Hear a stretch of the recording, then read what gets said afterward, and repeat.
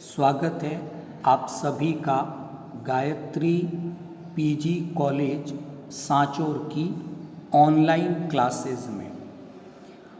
आज हम डिस्कस कर रहे हैं प्लेसेंटा के क्लासिफिकेशन के बारे में। और आज का जो ये लेक्चर है अपना, ये प्लेसेंटा के हिस्टोलॉजिकल क्लासिफिकेशन पर बेस्ड है।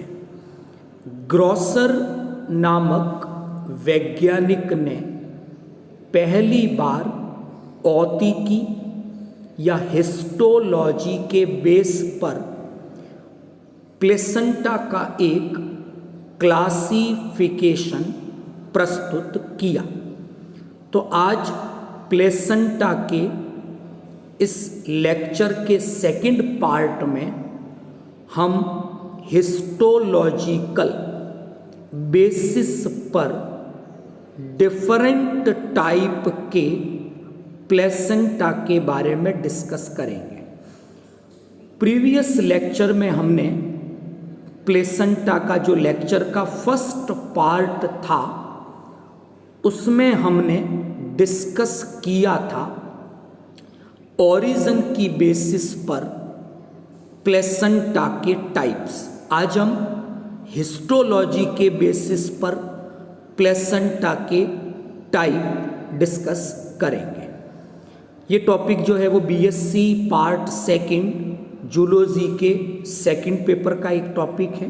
तो स्टार्ट करते हैं हिस्टोलॉजी के बेसिस पर प्लेसेंटा के क्लासिफिकेशन के बारे में।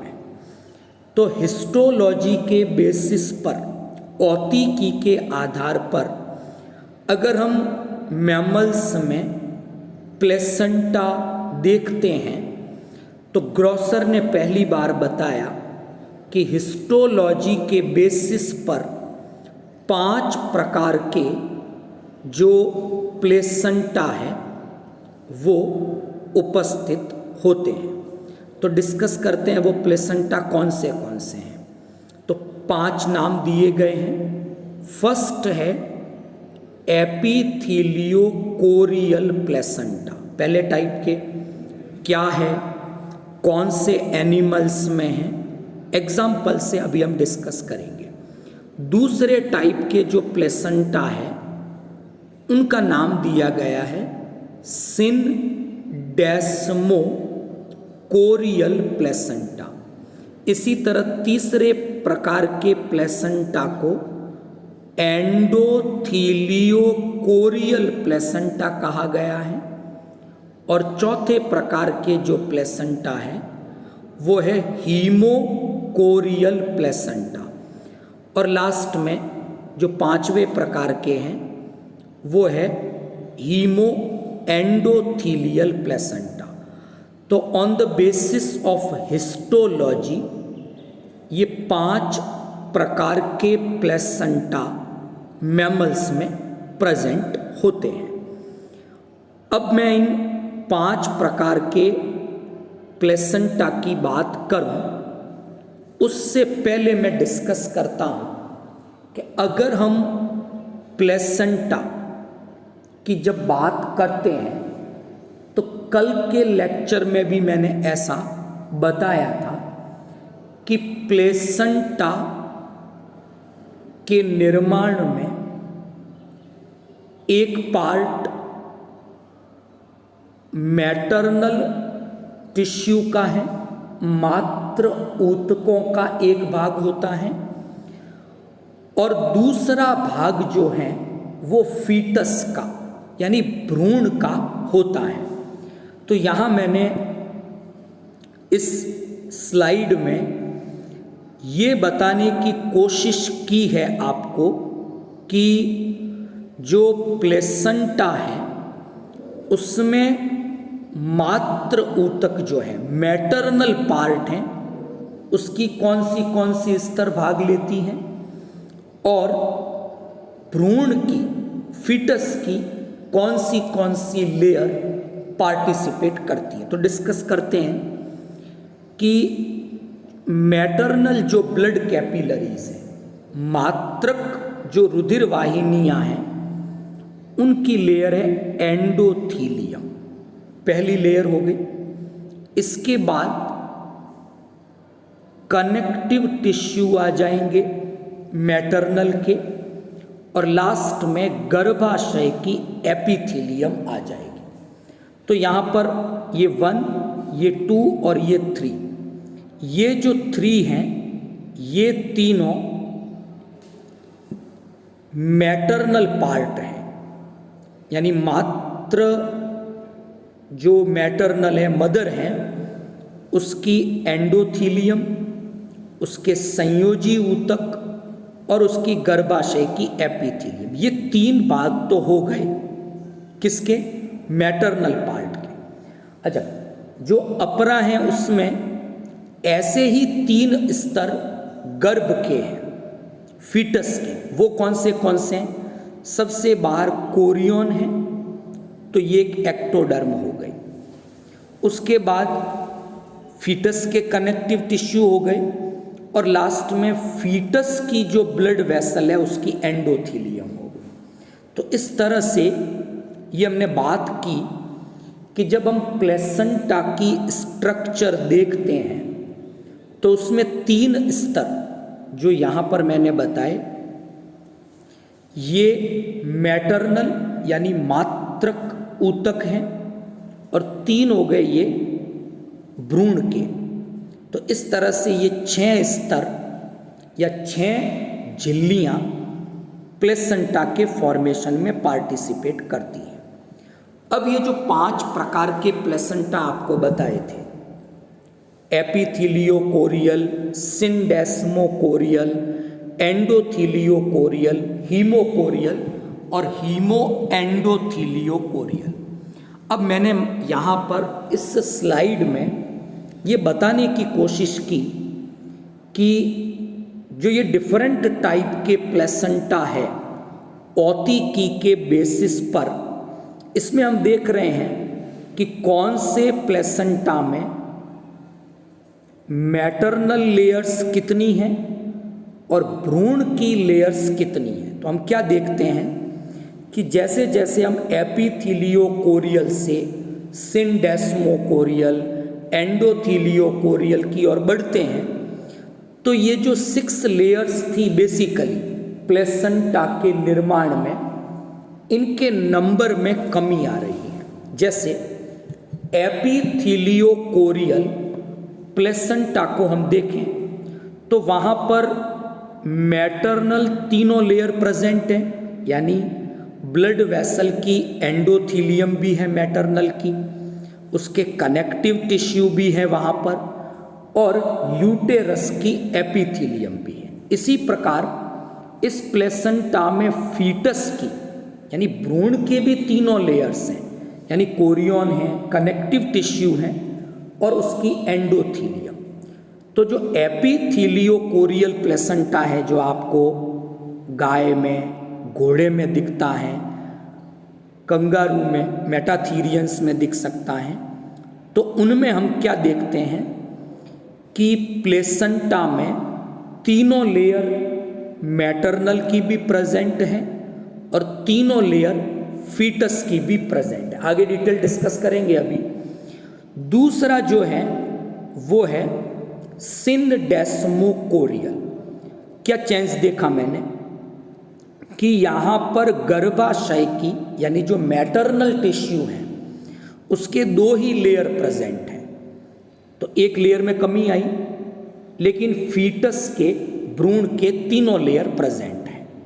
ऐसा आपको शिप हैं, गोट हैं, इनमें इस तरह के प्लेसेंटा दिखाई देते हैं।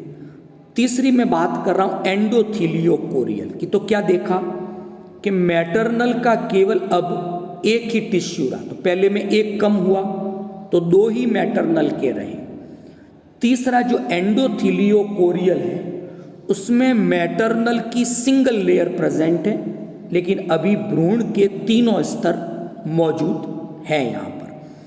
लेकिन जब मैं हीमोकोरियल प्लेसेंटा को देखता हूँ, जैसा हमें प्राइमेट्स में ह्यूमन का प्लेसेंटा है, उसमें हम देखते हैं चमगादड़ का ऐसा प्लेसेंटा है, तो देखा कि मैटरनल के सभी टिश्यू गायब हो चुके हैं, कोई लेयर नहीं है, केवल और केवल भ्रूण के 3 स्तर मौजूद हैं यहाँ पर। लेकिन जब मैं देखता हूँ हीमो एंडोथीलियो कोरियल प्लेसेंटा को, तो मैटरनल का तो कोई लेयर नहीं है, लेकिन भ्रूण का भी एक लेयर कम हो गया। तो ऐसा आपको पिग के अंदर, रैबिट के अंदर, रैट के अंदर दिखता है। तो इस स्लाइड में मैंने ये बताने की कोशिश की है कि जो ये प्लेसेंटा है डिफरेंट टाइप के औतिकी के आधार पर, इसमें हमने देखा है कि बेसिकली जो 6 लेयर हैं प्लेसेंटा के निर्माण में, वो हमें केवल एपिथीलियो कोरियल में दिखती है। और जैसे जैसे हम दूसरे प्लेसेंटा की ओर आगे बढ़ते हैं तो इन लेयर्स के नंबर में कमी आने लगती है। ओके, अब मैंने इस डायग्राम के द्वारा इसे समझाने की कोशिश की है। समझते हैं थोड़ा इस डायग्राम को। जैसे यहाँ पर ये मैटरनल पार्ट बनाए मैंने, एंडोथीलियम होती है सबसे पहले, फिर कनेक्टिव टिश्यू हैं, और फिर एपिथीलियम है गर्भाशय की। ये 3 लेयर तो हो गई मैटरनल की। ऐसी ही 3 लेयर फीटल की है, यानी वही कोरियन, कनेक्टिव टिश्यू और फिर एंडोथीलियम ब्लड वेसल्स की। तो यहाँ पर ये 6 लेयर्स हो गई। तो ऐसा प्लेसेंटा एपिथीलियो कोरियल है, जिसमें मैटरनल के भी 3 लेयर मौजूद हैं और भ्रूण के भी 3 लेयर मौजूद हैं। लेकिन जब मैं सिनडेस्मो कोरियल प्लेसेंटा की बात करता हूँ, देखते हैं सेकंड डायग्राम को, देखें आप इस वाले को, तो क्या देखते हैं कि यहाँ पर जो एपिथीलियम लेयर थी गर्भाशय की, यूटेरस की, यानी मैटरनल के अब 2 ही लेयर हैं। तीसरा लेयर डीजनरेट हो चुका है, लेकिन भ्रूण के 3 लेयर मौजूद हैं। तो थोड़ी निकटता, घनिष्ठता बढ़ गई, किसमें? एपिथीलियो के कंपैरिजन में सिनडेस्मो कोरियल में घनिष्ठता बढ़ी। लेकिन जैसे ही मैं एंडोथीलियो कोरियल में जाता हूँ तो देखता हूँ कि अब मैटरनल की 2 लेयर गायब हो गई, कि गर्भाशय की उपकला तो गायब हो ही चुकी थी, अब उनके कनेक्टिव टिश्यू भी डीजनरेट हो गए। लेकिन भ्रूण के 3 लेयर हैं, लेकिन इसका 1 ही लेयर है, तो थोड़ी और ज़्यादा निकटता आई। लेकिन जब मैं हीमोकोरियल प्लेसेंटा को देखूं, इस लास्ट वाले को, तो हम क्या देखते हैं इस लास्ट वाले में कि अब मैटरनल की कोई लेयर मौजूद नहीं है, लेकिन भ्रूण के 3 लेयर अभी मौजूद है यहाँ पर। तो यहाँ पर हम देखते हैं कि घनिष्ठता बढ़ती जा रही है। अब पहले प्रकार के प्लेसेंटा की हम बात करते हैं, एपिथीलियो कोरियल प्लेसेंटा। मैंने एग्जाम्पल पहले भी डिस्कस किए थे। इसके एग्जाम्पल्स हैं आपके नंबर 1,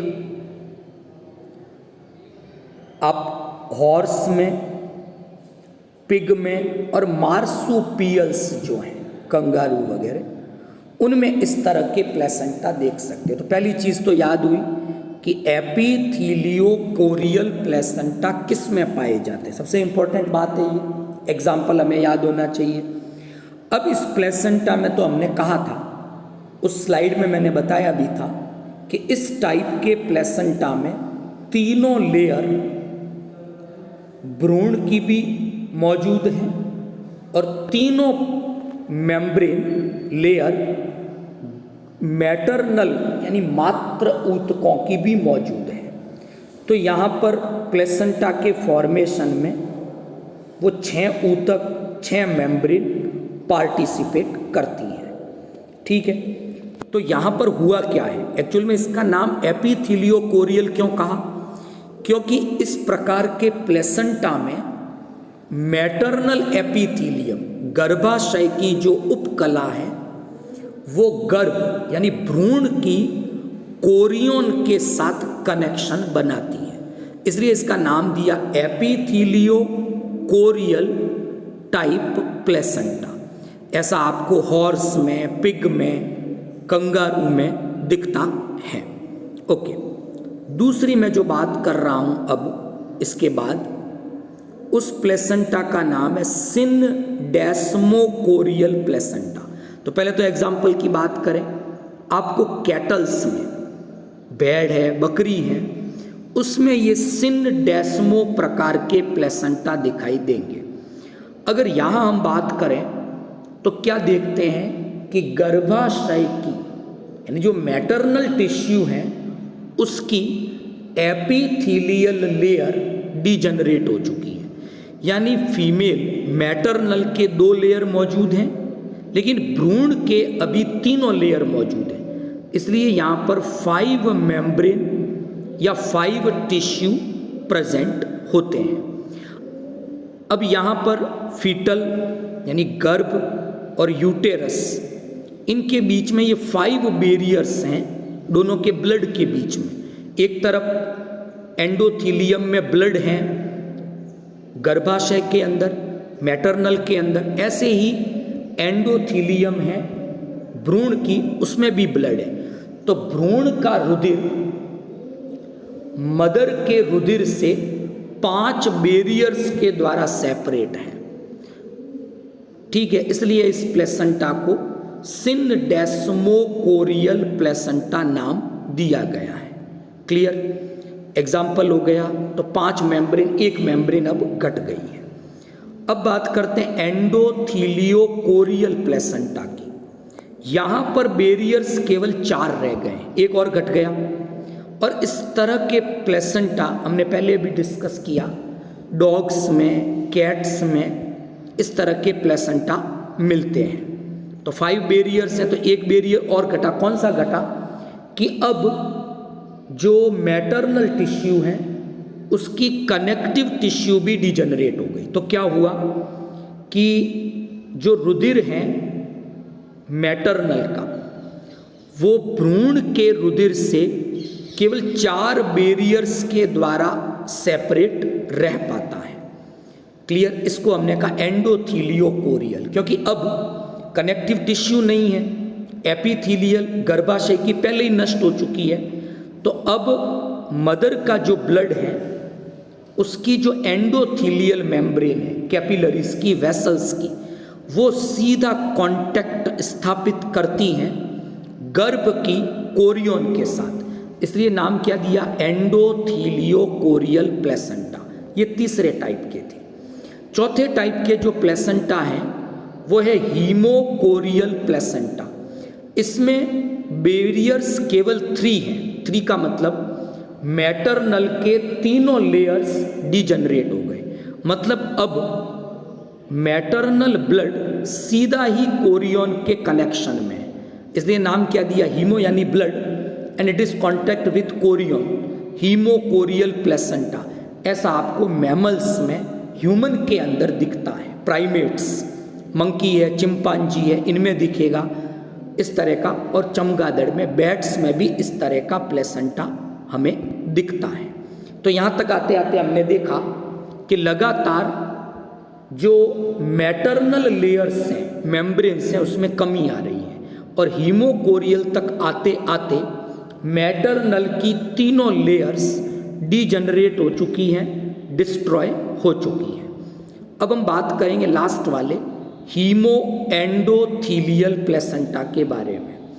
ये भी उसी के प्रकार का, लेकिन यहाँ क्या हुआ, बैरियर्स केवल अब 2 ही रह जाएंगे।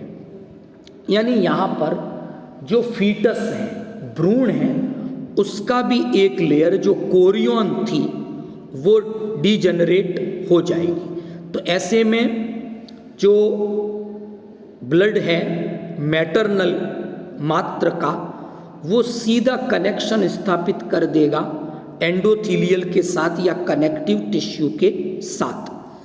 तो केवल 2 ही लेयर बची, तो और कॉम्प्लेक्सिटी बढ़ जाती है। तो ये हमने आज जो ग्रॉसर ने 5 प्रकार के प्लेसेंटा औतिकी के आधार पर बताए थे, उनके बारे में हमने डिस्कस किया और किस प्रकार इन प्लेसेंटा की स्ट्रक्चर होती है, वो हमने डिस्कस किया। तो आई होप आज का जो अपना लेक्चर था प्लेसेंटा का जो सेकंड पार्ट था, जिसमें हमने हिस्टोलॉजी के बेसिस पर प्लेसेंटा का क्लासिफिकेशन किया, आपको बहुत इजीली समझ में आया होगा। यूनिवर्सिटी के एग्ज़ाम पॉइंट ऑफ व्यू से हिस्टोलॉजिकल जो क्लासिफिकेशन है प्लेसेंटा का, उस पे एक बड़ा क्वेश्चन बनता है। इसके अलावा आपको कोई भी एक नाम देकर एपिथेलियो कोरियल देके उसके एग्जाम्पल पूछे जा सकते हैं, या कोई पर्टिकुलर मैमल्स का नाम देकर उसमें कौन सा प्लेसेंटा हिस्टोलॉजी के बेसिस पर पाया जाता है, ये भी पूछा जा सकता है। तो आई होप आज का जो लेक्चर था वो आपको समझ में आया होगा। ज़्यादा से ज़्यादा वीडियो को लाइक और शेयर करें। Thank you all of you.